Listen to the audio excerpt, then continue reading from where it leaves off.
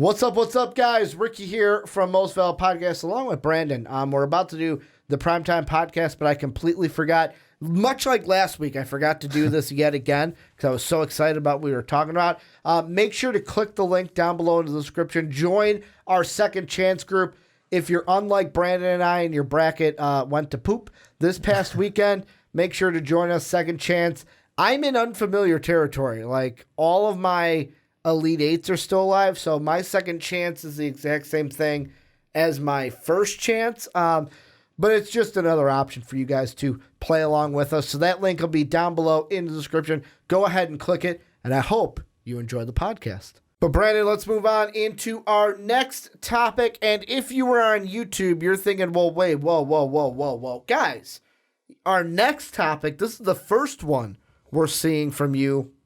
We're kind of doing things out of order. For YouTube, you're going to get our second topic, then our first topic, then our third topic this week.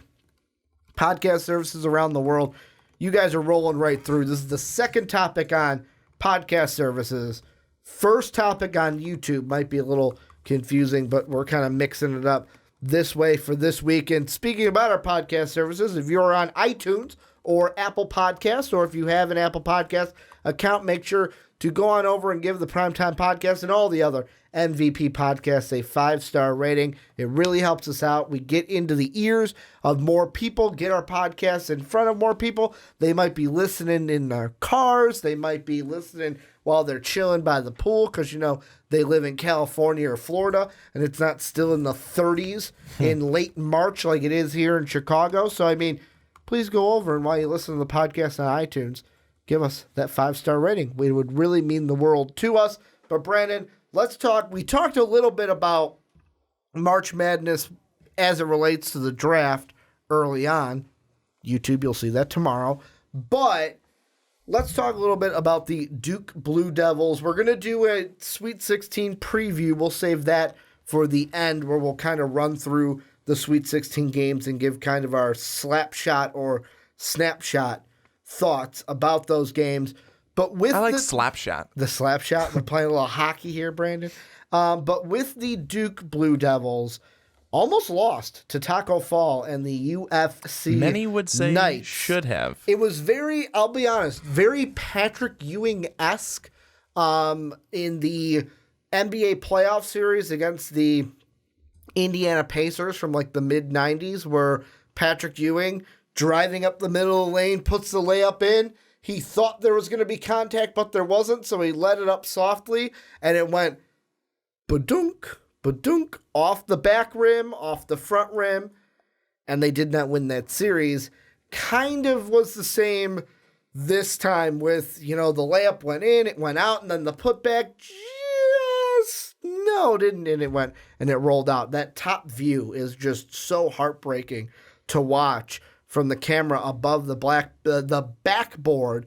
But Brandon, I want to throw this out at you. Is Duke in trouble heading into the Sweet 16? Max Kellerman. No, they're fine. There's no one's got a blueprint no one showed to us the beat blueprint. Duke. Duke has. I said it to my buddy I was watching all the games with yesterday. Mm-hmm. Duke was in that post-game locker room.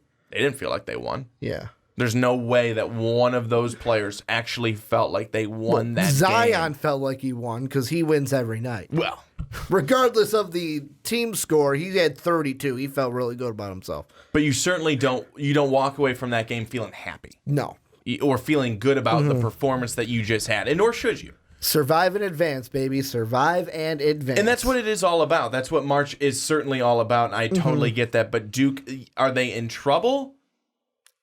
Are they in trouble? I don't know if they're in trouble, but are they on high alert? Yes, they are. We've seen Virginia Tech, who Duke will be taking on. We've seen Virginia Tech play a couple of good games here, and they beat St. Louis with ease, and then they beat a Liberty team that played really well against Mississippi State. They played that Liberty team pretty well in the second half. The first half, Liberty hung with them pretty well, but second half, Virginia Tech took over, had a couple of good plays on their end. But you look at Duke, and you look at what they were able to do. Of course, Zion Williamson was every bit as he's been advertised all season long, with 32 points and 11 rebounds. Zion's great. You don't have to worry about Zion. Cam Reddish actually showed up, played a one of his better games, I thought, of the season. But the key for Virginia Tech is going to be when Trey Jones has the ball right at the top of the key and he's wide open and he's going to shoot it. Everyone back away. Get ready for the rebound because it's going to be a miss. Let's get 2 guys on Zion to try to box him out, because you can't have just one. You got to have 2, because Virginia Tech doesn't have a Taco Fall on their team, and nobody else will have a Taco Fall on their team for the rest of the tournament. I think that right now, going into this game, what Virginia Tech has to look at is go ahead and if guys like Trey Jones want to take those shots, let them take those shots. But also, for Virginia Tech, are you going to be able to get big enough down low to take on Zion Williamson? Because I know Zion looked small against Taco Fall, but he is not a small man, and he is going to body you up, and he is going to use every bit of his strength to get that ball in the hoop, which he has done all season long, which he is going to continue to do for the rest of his career, and certainly in this tournament, no matter how far Duke goes, that's what he'll be doing. So Virginia Tech, do you have a game plan to keep those points out of the paint and to frustrate Zion down low? Because that's going to be, I think, a number one factor. From the outside, Duke's going to take shots. They weren't really on Sunday. Really, none of them were. R.J. Barrett had 16 points. He wasn't on. And like I said, Cam Reddish had 13. He wasn't on. Zion was the guy who was on. But let Duke take those shots. You can live with that, but do not continuously get beat down low. That's going to have to be the game plan for Virginia Tech. Yeah, when it comes to Duke, this next weekend, I'm not worried this weekend. And the reason why I'm not is I know many people say, well, guys, you got to be nervous for this first game because Virginia Tech beat Duke this season. Yeah. Well, the big thing of why Duke lost, they didn't have Zion that game. That was when we kind of saw the mini shutdown of Zion Williamson, where it was like, hey, you know what, you're fine. We're going to keep you for the tournament because there's no way that we're not going to make this tournament. So you'll come back for the conference tournament and then play into the NCAA tournament. And immediately, I look back to that game. Blackshear Jr., Kerry Blackshear Jr. Yes. Had 23 points in that win, that 77-72 win. I'll tell you this, he ain't going to have that many points. And the reason why I say that is Zion will be there playing defense on him this time. And he was a guy that, yes, I know 9 of those points came from the line. You could say, well, if he gets Zion in foul trouble, then maybe. But the reason to me why he was going so much to the line is Duke didn't have an answer for him. Without Zion out there, they didn't have that 6'10 presence out there to match up with him defensively. Yeah. That's going to change right away. He's going to have a kind of lesser performance.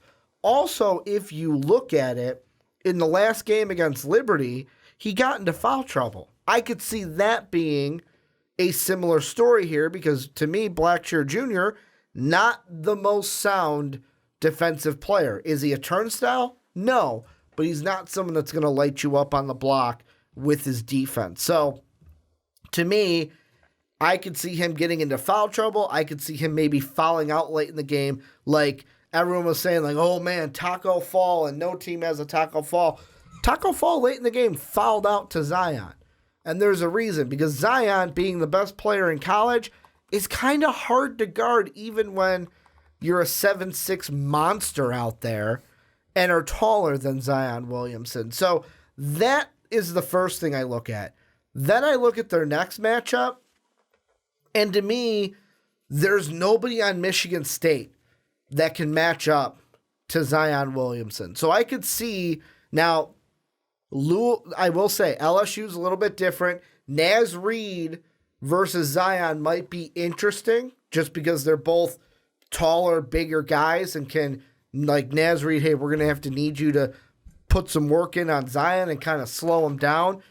But I expect Michigan State to move on. That's why I threw out Michigan State. But LSU still has a chance, and that would, of course, make it different. But my biggest thing that I worry about is them in the Final Four. Because I'll tell you this. If this team that showed up these last two games, especially the one that showed up against UCF, shows up in Minnesota on that Saturday against the Gonzaga team, Gonzaga will beat Duke again and go on to the national championship on that following Monday. You really think Gonzaga's going to make it to the Final Four? They have a chance. No, they do. I think Gonzaga will beat Florida State. Then it's a toss-up between either Texas Tech or Michigan. But I think Gonzaga has a very good chance now of making it to the Final Four out of the West region. Like, they're just a team that they have a complete team. And I don't think there's a team that can do what St. Mary's did to them, and 2, I don't think they will shoot that poorly after what I saw this first weekend of the tournament. I still think you got to watch out for Michigan. No, Michigan could be a tough one. I know that Texas Tech, it's Michigan still has to go through Texas Tech, but after what Michigan did to Florida this past weekend, and I know they only won by 15 points, only 15, and neither team actually played all that well in the second half, but. Michigan can really get going from beyond the arc, and then they've got them big guys in there too. So I mean, they're a sound team. They've got to be, John Beeline's got to be proud of that program that he's built up again this year. They lost some guys last year, but they returned a lot this season. So like your boy Charles Matthews. Yes, and then Jordan Poole. St. He's Rita kid, obviously fun to watch too. So I mean, I like Michigan. I've got them in my Final Four. But going back to Duke, I think the next time they really have their challenge is going to be against Michigan State in the Elite Eight. Because I think Duke is going to get past Virginia Tech. I don't want to say it's going to be easy at all by any means, but I think that Coach K is going to really be, this week in practice, it's going to be, guys, we saw what just happened. This is not happening again. We don't want this to happen again. We've got to play harder. We've got to play smarter. I don't think we're going to see Trey Jones shooting so much in this next game because that hasn't been him all season long, and we clearly saw that that's not him in the game on Sunday. So I think that there's going to be less of that. It's going to be a little bit more efficient from Duke. It was really inefficient shooting on Sunday. That won't happen twice in a row.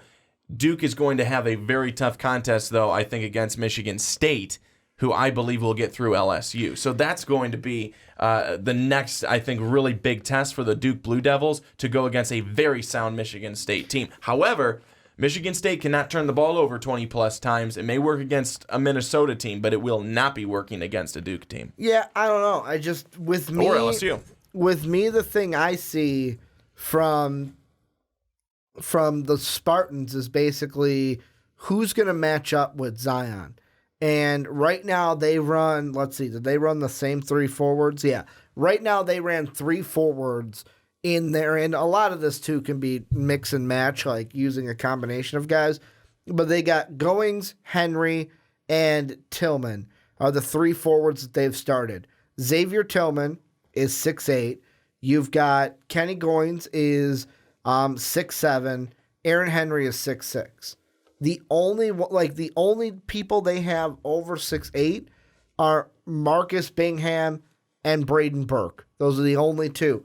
And none of those names that I've said strike fear into my eyes when I've got a Zion Williamson on my team. They will when they're putting the 3 down. However, and that's the thing. Can Michigan State, can a Virginia Tech, can an LSU, can any of these teams knock down the 3 so well? Like, phenomenal. Like, if anyone catches fire from 3 and has team plays phenomenally, it's going to be hard to beat them in March. Like, we have seen for years the 3-ball rules in March.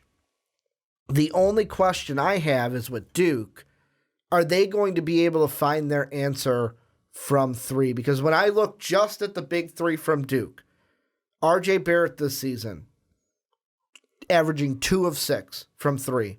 Not great. Cam Reddish, 3 of 8. Not great.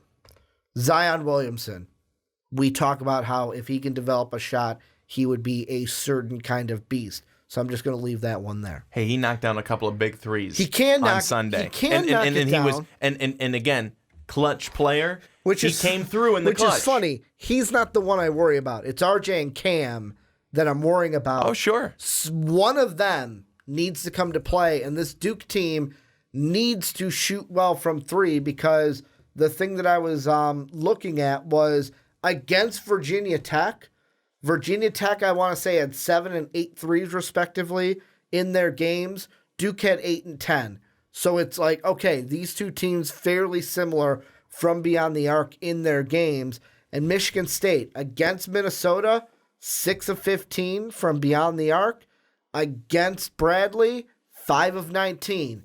That team also has not been a big three-point team in this tournament, and that might aid Duke if they see both of those teams heading into the Final Four this upcoming weekend. Ricky, while we're on the topic, do you want to go through and just talk about some of the other Sweet 16 games that you're looking forward to? I would love to. I was going to say let's start with the Thursday and go right down. So we'll start Florida State, Gonzaga. What are you thinking? Well, I didn't have either of these teams even at this point. Really? I did. I did not. You had Murray State, didn't you? I did. I tried Murray State. Syracuse? Yes, because Syracuse screwed me last year, so I thought I'll go with them this year. They screwed me again. You want to know what else? Funny thing. What's that? Speaking of Syracuse, you know what today marks the 3-year anniversary of? No. When we saw them. We saw them live in the Sweet 16. 2016, 3 years ago. This very moment, maybe this very second, we were watching games at the UC. Gonzaga, Syracuse, and then Iowa State played. Oh, who did they play? Who did they beat? Virginia. They beat Virginia. Virginia, because it was Virginia and Syracuse were both orange, and then Iowa State and Gonzaga. So FSU Gonzaga. Since obviously I don't have either of these teams at this point. I'm just making this up on the fly. I'm going to actually go with the upset. I'm going to go with Florida State. I think that they're bigger, they're stronger, and if they can hold Gonzaga to limited threes, they'll win. What is absolutely funny, and this is the main reason why I have not thrown this out yet, our bracket pool, I'm first place for probably the first time ever that we've done a bracket pool for MVP. A big thing of why is out of the Thursday games, guess how many I did not have in the Sweet 16? Out of just the Thursday games. How many? Purdue. They're the only ones. I had St. Mary's. Out of the Friday game, guess who's the only team I did not have in the Sweet 16? I had Belmont, not LSU. 2 teams of my Sweet 16 are done. My complete Elite 8 is still alive. My complete Final Four is still alive. And because of that, my champions are still alive as well. With me in this one, I'm kind of then going straight through my picks then. Gonzaga. I originally had what you had and had them lose to Syracuse. But the day the tournament started, that morning I was looking at my bracket and I was like, nope, can't do it. Gonzaga's too stacked of a team, and I don't think any team is going to be able to beat them unless it's the Duke Blue Devils. I'm going to have Gonzaga move right along. They're playing in Anaheim. They're playing at the Honda Center. Not very far from Gonzaga. It's a lot further of a travel for Florida State coming from Tallahassee. So I'm going to go with Gonzaga. And like I said to you in our group chat as a joke, you know, Brandon Clark, he's going to go off for 50 as they move on into the Elite 8. How about Purdue and Tennessee? And could this be the sneaky one that if Carson Edwards shows up, this could be the big upset we see, although it's a 3 over a 2? Yeah, I'm going to go with Purdue again. I really Tennessee's only a 1-point favorite. Yeah, because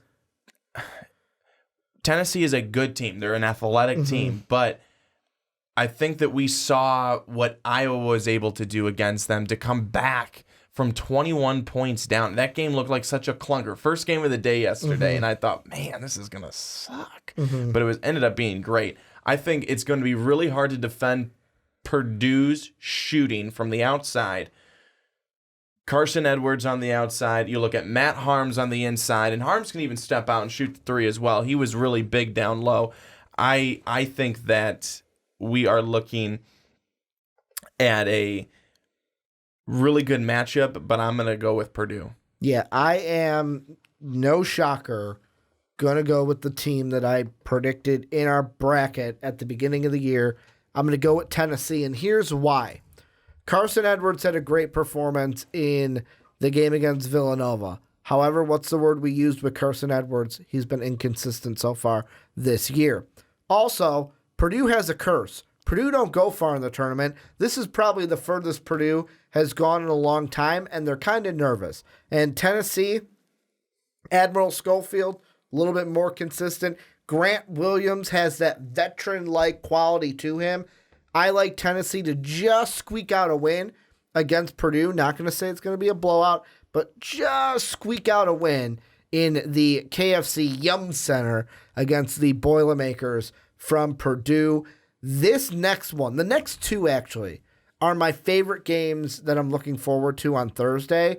Texas Tech and Michigan. Because I've loved Michigan the last few years. They were my Oregon of last year, where I was like, watch out for Michigan. Yeah. They're playing really hot. They went all the way to the national championship, and I had them in that championship. Oh, I had them winning in that game. And then we have Texas Tech, who's playing really well. Obviously, Jared Culver's playing very well. Who do you like in this one, and why is it Michigan? I know you're going to pick Michigan. I am going to go with Michigan, but I'm interested to see what Texas Tech is able to do as one of the best defensive teams in the country. I'm interested to see how that affects Michigan. How are they going to game plan for the Wolverines? Again, they've got guys on the outside who can shoot it well, but they also have those big guys down low that are tough to defend.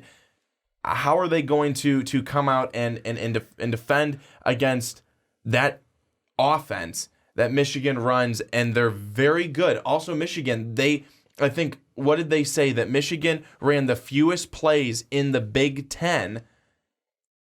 And it's because they're trying to set up the best play, and they usually get it. That's why they're one of the best teams in the country. So let's see if Texas Tech is able to take them out of their rhythm and force them to put more plays together that are maybe inefficient. But I'm going to go Michigan. Yeah, and that's the thing that I think will play the most into this on the Texas Tech side, is that their defense, Michigan has not seen a defense like Texas Tech all year, I'm going to say. And last year, you know what?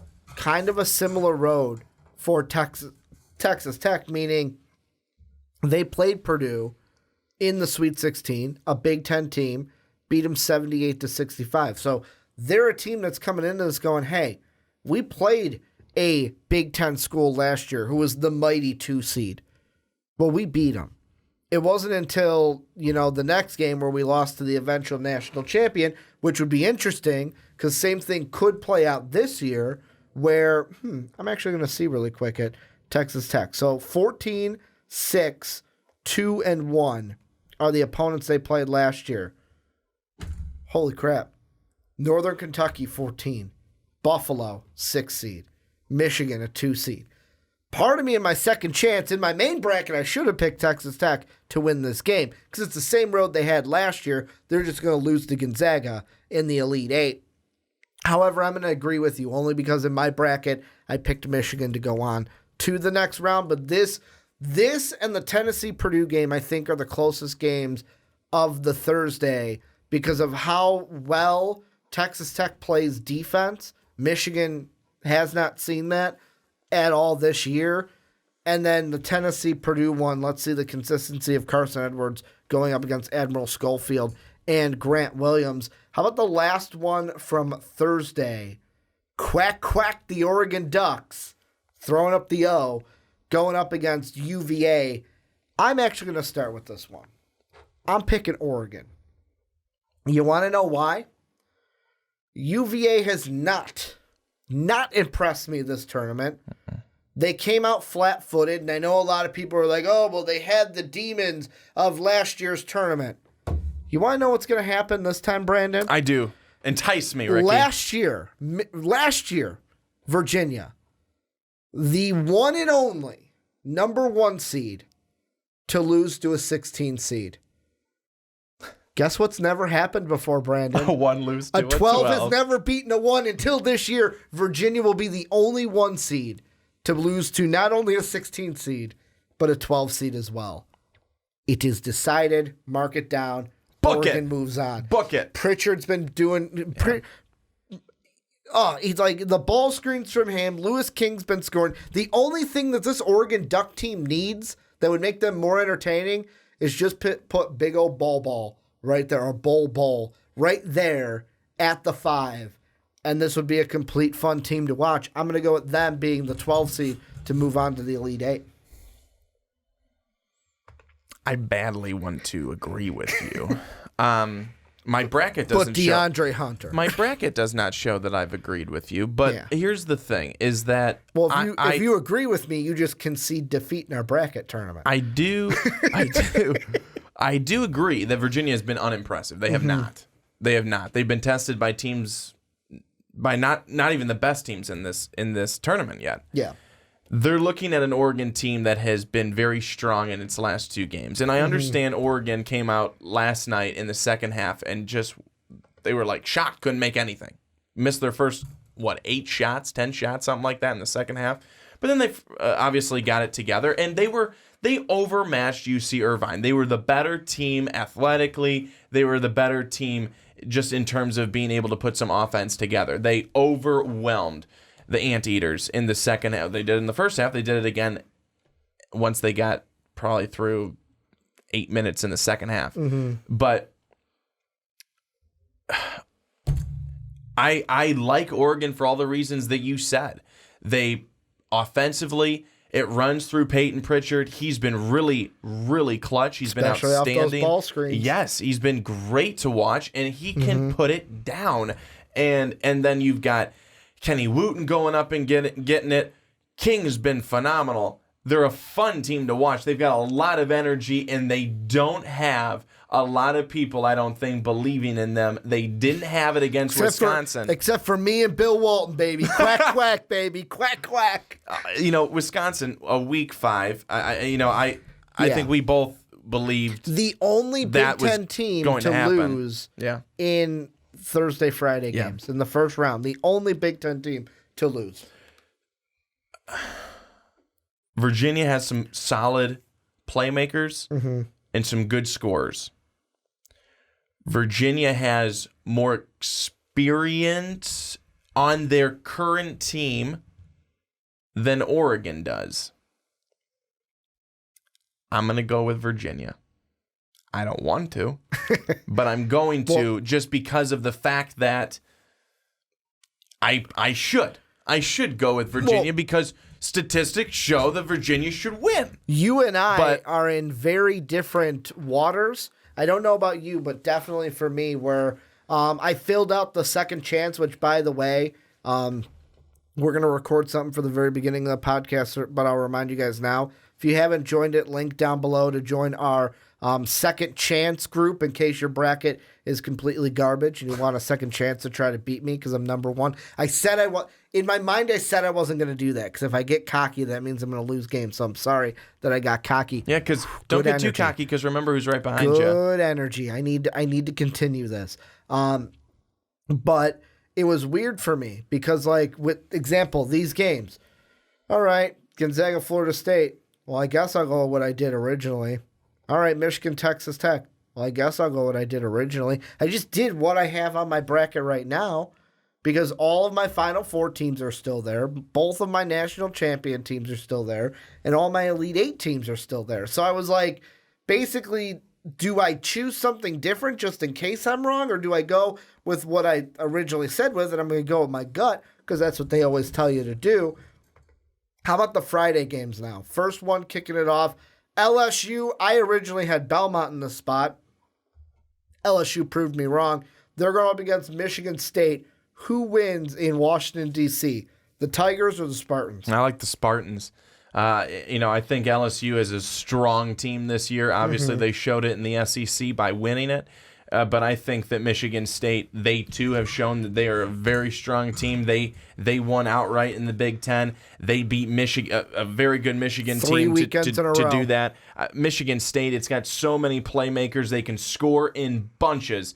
I'm going to go with the Spartans. And especially if I'm Michigan State, I know we were complaining like, oh, how do you let them be the 6th overall seed when they should have been the 5? I think Michigan State right now is going, well, thank you. I'd rather play LSU this weekend than that Texas Tech team that the Michigan Wolverines have to play against. And Washington, D.C. is a little bit closer to Lansing than Anaheim is to Ann Arbor. Yeah, I'm going to go with Michigan State. I'm not even super confident because I could see LSU winning this game, especially if Naz Reid comes out and has like a 3-for-4 game and kind of dominates on the board. But I think Cassius Winston's going to be able to do enough in this game. Tom Izzo is going to do some phenomenal coaching. Notice what I said there. Phenomenal coaching from Tom Izzo to get the job done. Then the game, I know this is Brandon's game of the weekend, no matter what is set up in the Elite Eight. How excited are you for Auburn, North Carolina, Sprint Center, KC, Mizzou? I'm very excited for it. I think it's going to be a very, very fun game to watch. However, quite nervous because if Auburn comes out and shoots the way that Auburn did against Kansas, and North Carolina comes out and shoots the way that it did against Washington, it's going to be ugly quick. Yeah. I am going to go with the fact that Auburn will not come out as hot as it was the other night, and that North Carolina is a better team than Kansas is. Kansas was a 4 in the tournament, but they were not the Kansas that they've been in the past. No. North Carolina. There were many people that picked Northeastern to beat them. Well, didn't quite happen, but I understand why they picked Northeastern. In this one, and it's not my North Carolina fandom in me of going with this. I just think that North Carolina is a more experienced team in this tournament. I think that will help lift them if they're able to get another great performance like they did again out of Luke May, like they did against Washington, and Kobe, I mean, that guy is outstanding. And if we could see Nasir Little actually come to play like he's been pretty solid the last couple of games, I think North Carolina wins this one, but it's a close one down to the end. Well, the one thing that I forgot to check that I completely was like, oh my God, Kansas lost. I can check it.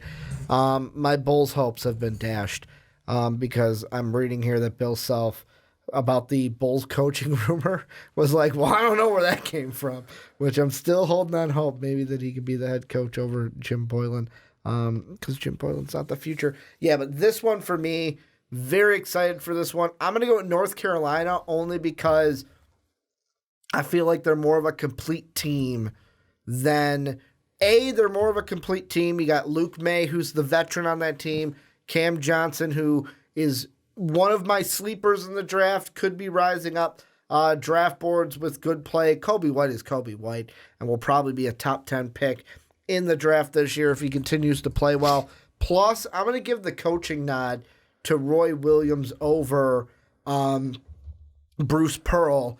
And the wild card, I will say, is Nasir Little.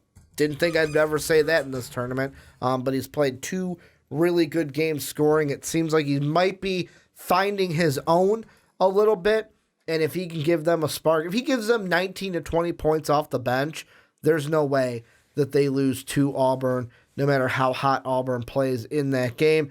Then the big one we talked about earlier, VT Duke. Who you got, the Dukies or the Hokies, in an ACC rematch from earlier this year? I'm going with Duke. They've got Zion Williamson. He's healthy. We saw what he did. So just say, I'm going with Zion Williamson. I'm going with the Zion Williamsons. That joke never gets old. It does not. He played an incredible game, even going against a 7-6. Apparently, that's human. I didn't know that they made him that big, but he was able to still have great success against Taco. And what Duke needs to do is they need to get to what they did to give them success throughout the season. And that is not having Trey Jones shoot it from the top of the key. That is not having Trey Jones shoot it from the right wing. That's having Trey Jones just not really shoot it. Just pass it around, run the offense, and have R.J. Barrett, hopefully Cam Reddish, and then Zion Williamson do their thing. And I think Duke will do that. They'll win. Yeah, the whole reason I look at this is, like I said before, I don't see Blackshear having the game he had with Zion being there. I see this game being completely different with Zion being out there compared to not being out there. And I've got Duke with the win. The only team I feel, there are two teams in this tournament I think stand in the way of Duke from winning a championship. That is the Gonzaga Bulldogs, who they'll probably play in the Final Four. That is the North Carolina Tar Heels that they could play in the national championship. Those are the only two. So the last two games that Duke could play will be the only opponents that I think could take down the mighty mountain, which is Duke this year. And then the last one, which I am excited for, Houston, Kentucky. I'll give my pick for this one first. I got Houston. I picked Houston from the beginning to win this one, to upset because, well, not really upset because I had Wofford in my bracket beating Kentucky, which almost happened. If McGee would have hit two 3-pointers, went 2 of 12 from 3, the Terriers would have been in this game playing against Houston. But Kentucky's slowing down at the worst possible time. They have a good game against Albany Christian. P.J. Washington probably won't play for this one, like you mentioned earlier in our first segment. You've got Kentucky had I don't want to say bad, but they had a not Kentucky game against Wofford. Just had to inch by to barely get out of, had to pull a Duke Blue Devils just to get away from the Wofford Terriers. And the thing that I look at is this Houston team, they've only lost 3 games all year. And they're a team that is led by a very, very, very sensational guard. And I want to say it's Gary Davis. I'm screwing up that name already. But it's, Corey Davis. Corey Davis. I would say Corey Davis. Corey right. Davis Jr., led by him. They get past Ohio State. I think they get past Kentucky. And we see a Tar Heel Cougar Elite 8 game on Sunday. And Ricky, I am going to agree with you there. I actually think that just like what you said, Kentucky is coming into this game really. They beat Wofford, but they didn't do it in a phenomenal fashion. And I know that they were not the only team that didn't win in blowout fashion or anything like that this past weekend. Calvin Johnson needs to play better. But it was Kentucky that you really looked at it and you went, man, they're lucky to have been able to survive this game against Wofford. They're lucky. They're lucky, but they also did play good enough defense to hold Fletcher McGee to 0 threes. Part of that was McGee just wasn't on that day. Well, from a 3-point shooter, that sometimes you're just not on. I just feel like Coach Cal's main thing was don't let his 3 beat us. Let someone else beat us. Like, that's the game plan. And with Houston, could they do the same thing? Could they lock down on Corey Davis Jr. to where someone else beats them? I think that this game is not as easy defensively as a Wofford game is, because they basically shut McGee down from 3. And that was the reason why they won that game. Because like I said, if he hits 2 threes, they win that game and Kentucky is going home. What I want to do really quickly here at the end is go through our hypothetical Elite 8, since it's kind of the weekend in total. So the first ones we'll go through are the ones we had the same. First off, Gonzaga, Michigan. You had Florida State, Michigan. Florida State, Michigan, who wins that game and why? I am going to go with Michigan. I think that they are just an extremely all-around sound basketball team. Inside, they've got the bigs to take on Florida State. On the outside, they've got just phenomenal shooters. I think that that's going to be just too much for the Seminoles. See, mine's Gonzaga, Michigan. I'm going to go with Gonzaga. They've got too many good players for Michigan to handle, and I think it's them running in transition. Michigan might put up a fight early on. Gonzaga pulls away late, gets the win. How about you had North Carolina. Did you pick Houston or Kentucky? I picked Houston. So we both had North Carolina, Houston, or did you have Auburn? North Carolina and Houston. We both have North Carolina and Houston. I am going with the upset in this one, although I probably shouldn't. I am going with Houston to get it done, although based on if North Carolina plays well against Auburn, I probably shouldn't have. But I'm going to go with the hot upset of Houston over the Tar Heels rather than the 1 seed getting to the Final Four. I'm going with North Carolina. They're able to get past Auburn. I think that they're able to get past Houston as well. Did we both say Duke, Michigan State? We did. Duke for obvious reasons. I'm going Duke as well. Okay. It's going to be. I think that'll be a close game, but I'm going to go with Duke. I just don't think Michigan State. If anyone in this East region that's left can match up with Zion, it might be LSU because of Naz Reid. But if Michigan State's there, I just don't see them matching up well with Zion, no matter how well they shoot from beyond the arc. And then last but not least, this is the one where we totally had that was different. You've got Virginia, Purdue. I've got Oregon, Tennessee. This is where the magical run for Oregon will end for me. I think that if Schofield and Williams and the Volunteers get past Purdue, they will have enough kind of momentum and enough swagger, enough consistency to get past Oregon.